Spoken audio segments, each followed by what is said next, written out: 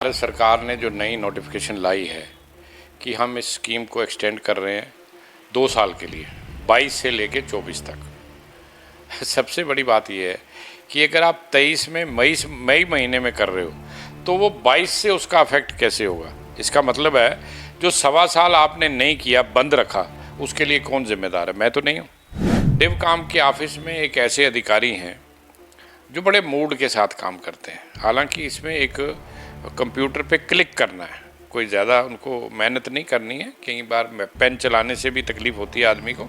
आपने पेन भी नहीं चलाना, आपने मात्र माउस से क्लिक करना है और इसको फॉरवर्ड करना है, और तो कोई काम ही नहीं है। लेकिन एक साल तक वो फाइलें उनके पास पड़ी रहती हैं, कोई पूछने वाला नहीं। मैं तो भारत सरकार से पूछना चाहता हूँ, आप अगर कह रहे हो कि 3 महीने में ये स्कीम पूरी होनी चाहिए, लेकिन आप साल में मात्र 1 या 2 बार ही पैसे क्यों डालते हो?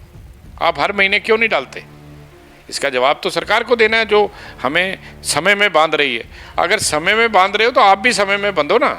और अगर आप मात्र 2000 करोड़ बांटने में अगर 10-15 साल लगा देते हो तो टोटल स्कीम है हमारी 9096 करोड़ की, जिसमें सभी लोगों को पैसे मिल रहे हैं। तो वो बांटने में तो मुझे लगता है 100 साल लगेगा, तब तक तो हमारी 3 पीढ़ियां यहाँ से चली जाएंगी। 1 साल 1.25 साल तक आप हाथ पर हाथ धरे बैठे रहे। केंद्र कह रहा था कि स्टेट गवर्नमेंट हमें पूरी सूचना उपलब्ध नहीं कराता। स्टेट गवर्नमेंट के अधिकारी कह रहे थे कि केंद्र वाले हमें जो है वो डिले करते हैं। तो एक दूसरे को आप दोषारोपण कर रहे थे। फट की भी ज़रूरत नहीं है। नीति आपने बना दी, लेकिन नीयत नहीं है आपकी। नीयत बनाइए, नीति अपने आप चलेगी। हमारे आप डिक्लेरेशन फॉर्म पढ़िए, चाहे वो 47 की हो, 65 की हो, 71 की हो। लोगों ने करोड़ों रुपए की प्रॉपर्टियां LOC के पार छोड़ी हैं, जिसके मुआवजे हमें नहीं मिले। जैसे भारत और पाकिस्तान के बंटवारे के लोगों को पूरे के पूरे मिल गए थे, हमें नहीं मिले हुए, और आपकी अपनी गलती की वजह से। तो मैं समझता हूँ ये एक मजाक बनकर रह गया है। और अगर आप मात्र 2000 करोड़ बांटने में अगर 10-15 साल लगा देते हो तो टोटल स्कीम है हमारी 9096 करोड़ की, जिसमें सभी लोगों को पैसे मिल रहे हैं। तो वो बांटने में तो मुझे लगता है 100 साल लगेगा। सेंट्रल गवर्नमेंट ने 2016 से पाकिस्तान ऑक्यूपाइड रिफ्यूजीज के लिए वन टाइम सेटलमेंट की एक फाइनेंशियल असिस्टेंस का एक स्कीम शुरू की थी, जिसमें पाकिस्तान ऑक्यूपाइड 1947 और छम के 1965 और 71 के जितने भी डिस्प्लेस्ड फैमिली थी, उनको एक कंपेंसेशन दी गई। ये प्रोसेस तब से चल रही है, लेकिन अभी तक जो है ये प्रोसेस कंप्लीट होने में नहीं आई है। हर बार इसकी डेडलाइन को बढ़ाया गया है। वजह यह है कि उनका आम लोगों के लिए जो उनको जरूरी कागज के लिए चाहिए, इसमें कई तरह के रेड टेपिज्म और ब्यूरोक्रेटिक हर्डल्स आ रहे हैं, जिस वजह से आम लोगों को काफी परेशानी हुई है। और एक जानकारी के अनुसार सिर्फ अभी तक 60% परिवारों को ही इसका फायदा मिल पाया है। एक बार फिर से सरकार ने, जम्मू कश्मीर सरकार ने इसकी टाइमलाइन को एक्सटेंड किया है और 31 मार्च 2022 से लेके अब इसे बढ़ाकर 31 मार्च 2024 तक कर दिया है। लेकिन क्या लगता है कि इस टाइमलाइन में दोबारा से ये सारी स्कीम का फायदा ले पाएंगे लोग? जो समस्याएं इन परिवारों को आ रही हैं, क्या वो समस्याएं दूर हो पाएंगी? इन सब पर बातचीत करने के लिए इस समय हमारे साथ SOS इंटरनेशनल के चेयरमैन राजीव चुन्नी जी हैं। SOS इंटरनेशनल जो है एक ऐसी ऑर्गेनाइजेशन है, डिस्प्लेस्ड जो लोग हैं उनकी ऑर्गेनाइजेशन, उनके जो है लिए ये काम करती है। उन देखते हैं कि किस तरह की जो सर समस्याएं अभी फेस कर रहे हैं। अभी सेंट्रल गवर्नमेंट के अप्रूवल के बाद यहाँ की गवर्नमेंट ने एक्सटेंड की है टाइमलाइन, लेकिन 2016 से ये स्कीम चलती आ रही है। क्या लगता है कि बार बार जो है टाइमलाइन को एक्सटेंड किया जा रहा है, लेकिन अभी तक भी ये स्कीम जो है आम पूरे सब लोगों तक नहीं पहुंच पा? देखें जी, धन्यवाद, आपने मौका दिया बात करने का। अगर ये स्कीम बार बार बढ़ानी पड़ रही है, इसके लिए सरकार खुद ही जिम्मेदार है। केंद्र सरकार ने जब इसकी घोषणा की थी इस पैकेज की, हालांकि ये बहुत कम पैकेज था जितना हमने मांगा था या जितनी रिकमेंडेशन हुई थी कैबिनेट से, उससे ये काफ़ी कम था। हम तो इसको लेने के लिए तैयार भी नहीं थे, लेकिन कुछ उस समय के भाजपा के नेताओं ने ये कहा कि आप शुरू करिए, ये एक किस्त है, आगे भी चलकर देंगे। और वो झूठ था। देना क्या है, जो थोड़ा बहुत भी इन्होंने वायदा किया। और उस स्कीम में ये लिखा गया कि ये 3 महीने में इसको पूरा करना है। आप पढ़ लीजिए, जब ये वहाँ से केंद्र सरकार से जारी हुई तो उसमें ये निर्देश थे कि 3 महीने के अंदर सभी लाभार्थियों को, जितने भी लोग जिनको इसका लाभ मिलना चाहिए वो मिल जाना चाहिए। लेकिन आप हैरान होंगे कि आज 7 साल का अरसा बीत जाने के बाद भी केवल मात्र 60 या 65% ज़्यादा से ज़्यादा लोगों को इसकी जो है वो राहत राशि मिली है, और 35% जो परिवार हैं वो आज भी इससे वंचित हैं। और जो वंचित रहने का जो कारण है वो लोग नहीं है, वो परिवार नहीं है, वो भी सरकार की नीतियां हैं। क्योंकि जिन डॉक्यूमेंट्स को इसके साथ देने के लिए उन्होंने आग्रह किया, कुछ ऐसी चीज़ें थी जो असंभव थी दे पानी।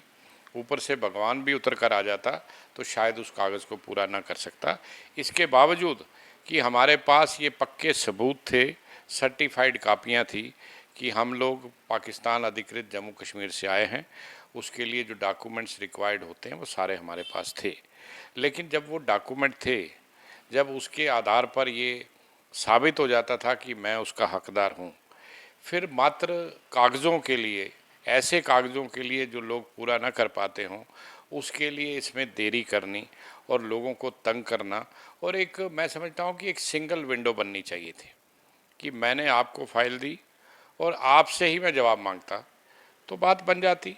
लेकिन इतनी विंडोज़ खोल दी कि सबसे पहले आपको तो कागज़ इकट्ठे करने में ही कई बरस लग जाएंगे, उसके बाद आपको जब वहाँ फाइल जमा करानी है पीआरओ के, वहाँ जमा होने के बाद, पास होने के बाद वो 2-2 4-4 महीने इंटरनेट पे ही नहीं चढ़ती है। जब तक वो इंटरनेट पे नहीं चढ़ेगी तो उसको आगे सरकाएंगे नहीं, क्योंकि ऑनलाइन जाती है। फिर वो वहाँ चढ़ाएंगे, फिर अपने मूड के साथ वो फाइलें जो हैं डिवकाम के ऑफिस जाएंगी। डिवकाम के ऑफिस में एक ऐसे अधिकारी हैं जो बड़े मूड के साथ काम करते हैं। हालांकि इसमें एक कंप्यूटर पे क्लिक करना है, कोई ज़्यादा उनको मेहनत नहीं करनी है। कई बार पेन चलाने से भी तकलीफ़ होती है आदमी को, आपने पेन भी नहीं चलाना, आपने मात्र माउस से क्लिक करना है और इसको फॉरवर्ड करना है, और तो कोई काम ही नहीं है। लेकिन 1-1 साल तक वो फाइलें उनके पास पड़ी रहती हैं, कोई पूछने वाला नहीं। किसी ने आज तक उनसे पूछा नहीं कि भाई साहब ऐसा क्यों हो रहा है। जो आपने बात की है कि डिविजनल कमिश्नर ऑफिस में वहां पर फाइल को सिर्फ आगे भेजना होता है, जो फाइल को स्क्रूटनाइज करने का प्रोसेस होता है कि वो पहले हो चुका होता है, सिर्फ वहां से भी यहाँ इसको स्क्रूटनाइज किया जाता है, या सिर्फ वहां से क्लिक होने का ही एक प्रोसीजर रहता है? देखें, ये सारा काम स्क्रूटनाइज करना, उसको पास करना, उसके बाद नंबर लगता है कंप्यूटर का, उसके बाद वो फाइल चढ़ाई जाती है कंप्यूटर पे। इसका मतलब है कि डिवकाम को भेजने से पहले अगर उसमें कंप्यूटर का नंबर लग जाता है, वो उस पर चढ़ा दी जाती है, तो वो सारी चीज़ें उसकी मुकम्मल होती हैं। और वैसे भी जो डिवकाम के ऑफिस में जो अधिकारी बैठे हैं, उनका मात्र इतना रोल है, जो इन्होंने ही बनाया, मैंने नहीं प्रोसीजर बनाया, उसका मात्र इतना रोल है कि चूँकि डिवकाम पीआरओ, प्रोविंशियल रिहेबिलिटेशन ऑफिसर, जो हमारी फाइलें पास करते हैं, या डीसीज, कंसर्न डीसीज जो 65 और 71 के लोगों की फाइलें पास करते हैं, तो वो चूँकि डायरेक्ट कॉरेस्पॉन्डेंस नहीं करते सेक्रेटरीट के साथ, तो उन्होंने एक बीच में एक और रखा है मीडियम, वो है डिविजनल कमिश्नर। तो वो डिविजनल कमिश्नर को भेजेंगे, डिविजनल कमिश्नर उनको सिर्फ फॉरवर्ड करेंगे। यानी इसलिए कि एक जो एक सीनियरिटी है हायरार्की के अंदर वो बनी रहे। लेकिन वहाँ पर जिस अधिकारी को ये काम दिया गया है, मैं उनका नाम भी ले देता हूँ, मिस्टर कटोच हैं, वो बड़े सुस्त से अधिकारी हैं, उनका ट्रैक रिकॉर्ड है, काम नहीं करते वो। तो वो पता नहीं क्या 1-1 साल तक पड़ी रहती है, 6-6 महीने पड़ी रहती, कोई उनको पूछने वाला नहीं आज तक कि भाई साहब आप करते क्या हो।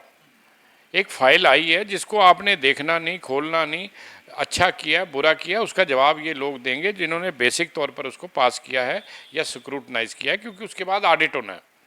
लेकिन आपने इसको सरकाना है, सेक्रेटरीट भेजना है, ताकि सेक्रेटरीट वाले आगे इसको भेजें फर्दर एमएचए को, मिनिस्ट्री ऑफ होम अफेयर, जहाँ से पेमेंट आनी है।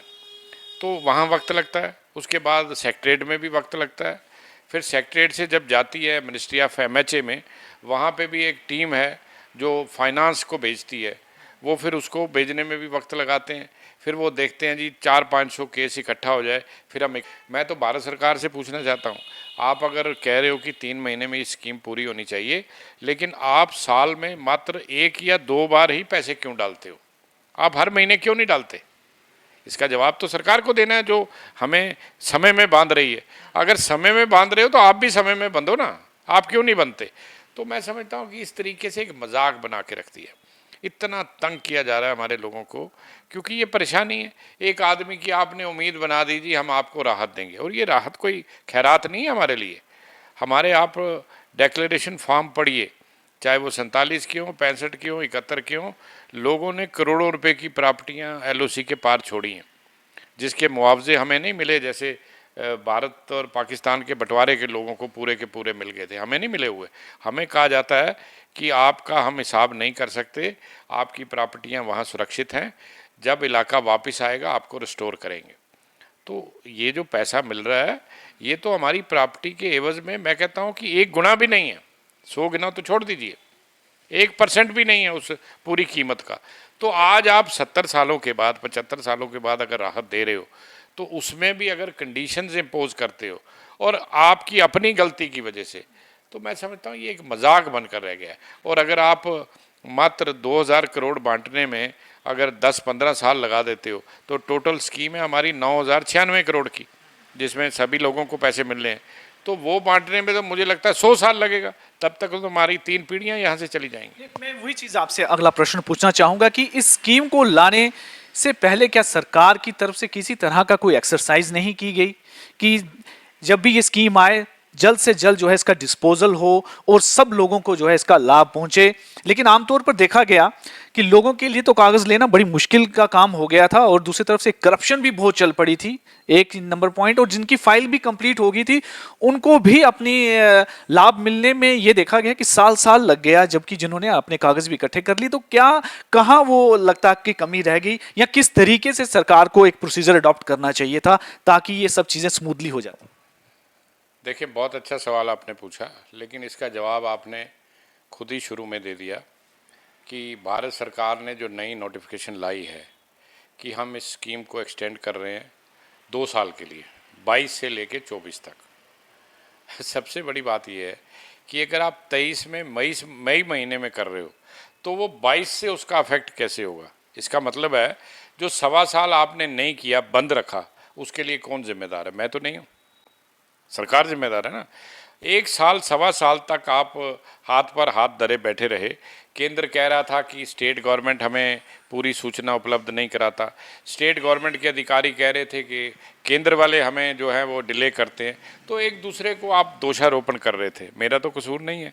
तो अब आपने अगर लाई है, आपने कहा है ये 31 मार्च 2024 तक इसको हम बंद कर देंगे दोबारा। तो भाई साहब, मई में तो आप लाए हैं, 3 मई को, और यहाँ आगे सेक्रेटरीट से आगे फर्दर आर्डर होना था हमारे लोकल ऑफिसर्स को, उसका आर्डर निकलता है 24 तारीख को, 21 दिन के बाद। ठीक है, 21 दिन के बाद आर्डर निकला, आगे डिविजनल कमिश्नर आर्डर निकालेंगे पीआरओ के लिए, अब वो पता नहीं कितने दिन लगाएंगे। तो 2-3 महीने आपने जो हैं इस फाइनेंशियल ईयर के दिल्ली में ख़राब किए, 2-3 महीने यहाँ लोकल लेवल पर ख़राब होंगे, बचे 7-8 महीने। अब 7-8 महीनों में जब लोग भागेंगे, 10 जगह आप ऑब्जेक्शन लगाएंगे, ये लाइए वो लाइए, जब वो पूरा भी करेंगे फिर उसके लिए फ़ाइल दिल्ली भी चली जाएगी। कई बार क्या होता है कि आधार कार्ड लिंक नहीं होता है एनपीसीआई से, तो ये चूँकि डीबीटी ट्रांसफ़र है, डायरेक्ट बेनिफिशियरी ट्रांसफ़र, तो पैसा नहीं आता, रिजेक्ट हो जाता है केस, पुनः दोबारा दिल्ली से वापस आता है उसी प्रोसेस से, फिर उसी प्रोसेस से वापस जाता है। यानी इतना टीडियस मामला बना के रखा है। मैं तो कहता हूँ कि सीधा ये क्या करते कि एक भारत सरकार की एमएचए की एक टीम यहाँ आती, 3 महीने में भी ये काम हो जाता। तो ये पीआरओ साहब को कहते कि आप फाइलें पास करो, हमें देते जाओ, जिम्मेदारी तुम्हारी है, गलत करोगे तब भी तुम जिम्मेदार हो, ठीक करोगे तब भी तुम जिम्मेदार हो, हमें दो, हम इसको पैसा डाल के लोगों को राहत पहुँचाते हैं। होता क्या है, जब आप किसी को मदद करना चाहते हैं और वो मदद समय पर ना हो, कई लोगों ने तो यहाँ तक कह दिया कि चलो जी अच्छे वक्त पे आया है, मैंने बेटी की शादी करनी थी, मेरे पास पैसे नहीं थे, भगवान ने मेरे लिए रास्ता बना दिया, लेकिन वो बेटी शादी भी हो गई। वो कहाँ से की, बेचारे ने मांग के की, कैसे की, ऐसे लोग भी हैं। तो पैसा नहीं मिला वक्त पर, आज भी 2-2 ढाई साल कई केसेस पास हो गए हैं जिन बेचारों को पैसा नहीं मिला। वही जो मैं बता रहा हूँ कि लिंक नहीं था या कुछ और था, फिर वो दिल्ली से वापस आया, तो ये सारी चीज़ें हैं, मैं समझता हूँ कि इस पर एक ऑर्डर पे ये भी लास्ट में लिखा हुआ है कि अब ये स्कीम जो है 31 मार्च 2024 से आगे बिल्कुल भी कंटिन्यू नहीं की जाएगी। तो किस आधार पे आपको लगता है कि वह लिख दिया गया है? क्या उनको लगता है कि वो कुछ जो महीने बचे हैं उसमें ये पूरी प्रोसेस को कंप्लीट कर लेंगे? क्या उम्मीद है आपको यहाँ पर जो ब्यूरोक्रेसी बैठी है या जो इनका ऑफिस है, कंसर्न्ड ऑफिस है, वो इन सारी चीज़ों को कंप्लीट कर सकेगा? नहीं, देखें, मैं जो सरकार का काम करने का तरीका है ना, मुझे तो समझ आई नहीं कि अकाउंटेबिलिटी कहाँ है। कोई पूछता नहीं कि मैंने अगर आपके पास कोई दरख्वास्त दी है तो उसका डिस्पोज़ल वक्त पर हो, मुझे मिले ना मिले, मैं नहीं कहता, मैं एलिजिबल हूँ तो मिले, नहीं हो तो मत मिले, लेकिन उसका डिस्पोज़ल समय पे हो। नहीं होता। आप देखना, सवाल वो नहीं है ये 31 मार्च को ख़त्म हो जाएगी, हम फिर बढ़वा लेंगे। लेकिन मतलब क्या है इसका? यानी जो चीज़ें 3 महीने में पूरी होनी थी वो 30 साल तक आप खींचेंगे, तो ये तो मात्र अभी मेरा ख्याल है, मैंने जैसे आपको बताया, ये तो शुरुआत है। आपको तो 9,096 करोड़ तक जाना है। ये 2,000 करोड़ बांटने में अगर आप 30 साल लगाओगे तो आपको 9,096 करोड़ बांटने में तो 100 साल से भी अधिक लगेंगे। तो सवाल वो नहीं है, सवाल ये है कि आप लोग इस तरीके से काम कर रहे हो कि दाएं हाथ को ये नहीं पता कि बाएं हाथ क्या कर रहा है, बाएं हाथ को नहीं पता कि दायां हाथ क्या कर रहा है। आपस में कोई लाइजनिंग नहीं है, कोई इनकी होना क्या चाहिए। हमारे जो डिविजनल कमिश्नर जम्मू हैं, स्कीम में लिखा है कि वो नोडल ऑफिसर होंगे इस स्कीम के। और नोडल ऑफिसर का मतलब क्या होता है कि जहाँ कहीं मुझे तकलीफ होती है, मेरा काम रुकता है, तो उसका फैसला नोडल ऑफिसर करेगा, इज ए जज। वो यस करे नो करे भारत सरकार को मंजूर है। लेकिन आप छोटा सा भी दिक्कत लेके जाइए डिव काम के पास कि जनाब ये काम मेरा रुका हुआ है, इस वजह से मुझे नहीं कर रहे, फिर वो चिट्ठी लिखेगा अपने एडमिनिस्ट्रेटिव डिपार्टमेंट को, एडमिनिस्ट्रेटिव डिपार्टमेंट उठेगा दिल्ली लिखेगा। सवाल ही नहीं होता। भाई फिर आपको नोडल ऑफिसर किस लिए बनाया है? नोडल ऑफिसर इसीलिए बनाया है कि भाई साहब ये छोटी मोटी समस्याएं अपने टेबल पे हल करो, मत भेजो दिल्ली, मत भेजो सेक्रेटरीट, अपने लेवल पे करो, और यस होता है यस करो, नो होता है नो करो, इसको डिस्पोजल करो। लेकिन सवाल ये है, कोई भी अधिकारी जिम्मेदारी नहीं लेना चाहता, सच्ची बात है। हर आदमी कहता है कि मेरे कंधों से उतारो। अब मैंने डिव काम साहब को कहा है, मेरी बात हुई 2-4 दिन पहले, मैं आज आपके माध्यम से भी कह रहा हूँ, मैंने उनको कहा है कि अगर इस स्कीम को स्मूथ चलाना है और ये जल्दी लोगों को राहत मिले तो आप कटोच साहब को हटा दीजिए, उनको हटाइए, क्योंकि आपके यहाँ काफ़ी एडिशनल कमिश्नर हैं, किसी और को चार्ज दीजिए जो काम करने वाला है।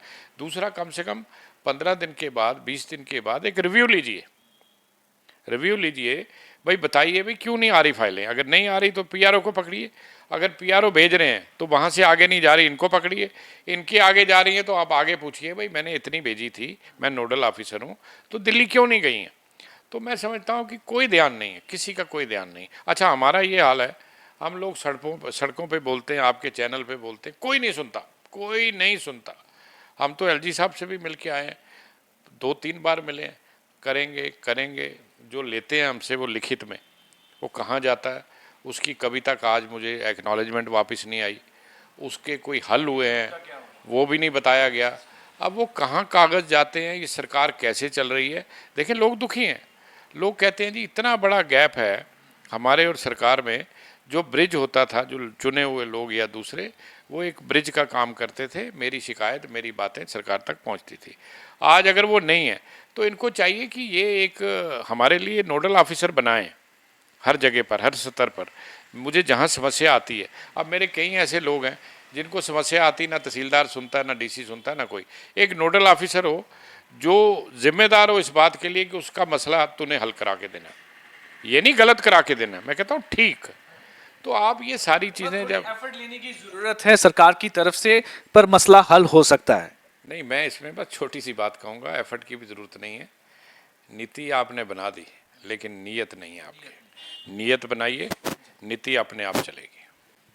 तो जैसे कि अभी आपने सुना कि सही कहा कि नीति बना दी है, सिर्फ नीयत बनाइए। सबसे ज़्यादा ज़रूरी इन जो स्कीम लाई है कि ताकि लोगों को एक राहत राशि जो देने की बात कही है वो उन तक पहुंच सके। जो लाभार्थी हैं, जो पाकिस्तान ऑक्यूपाइड जम्मू कश्मीर से वहाँ से डिस्प्लेस्ड होकर जो परिवार इतने साल पहले से यहाँ पे आए थे, जम्मू कश्मीर के अलग अलग जगहों पे रह रहे हैं, लेकिन जिस तरह से स्कीम का हाल हो रहा है कि 3 महीने में डिस्पोज ऑफ करना था, स्कीम को पूरा खत्म करना था, लेकिन आज आप देख लीजिए कि 7 साल जो है होने को आए हैं, लेकिन स्कीम के अभी से 60 से 65% लोगों को ही इसका लाभ पहुंच पाया है और फिर से एक बार एक्सटेंड किया है। लेकिन जिस तरह से जो पिछला रिकॉर्ड रहा है, लगता नहीं है कि ये स्कीम का पूरी तरह से ये कंप्लीट हो पाएगी, डिस्पोज ऑफ हो पाएगी, क्योंकि यहाँ पर जो जिस तरह से इन्होंने पॉइंट आउट किया है कि एडमिनिस्ट्रेशंस में कुछ ऐसे लोग बैठे हुए हैं जो इस स्कीम को सही तरीके से चलने नहीं देते।